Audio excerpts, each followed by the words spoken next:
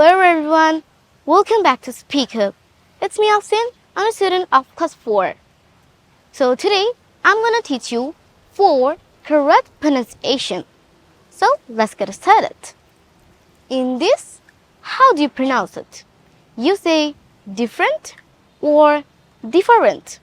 If you say it's different, you are correct. But do you know, some people say it's different, but it's wrong. It's actually different. Different. As example, you can say that he is very different from his brother. Number 2, it's comfortable or comfortable. If you say it's comfortable, you are right. But some people say it's comfortable. But is it true? No. It's actually comfortable. Comfortable. As example, you can say that I'm feeling comfortable here. Number 3, check it out.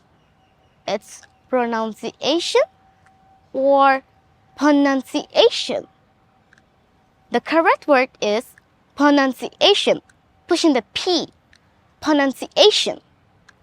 Pronunciation. As example, your pronunciation is perfect. Number 4 is executive or executive. It's actually executive. Executive. As example, you can say that he is the executive director. So yeah, that's all for today. I hope you're enjoying our video.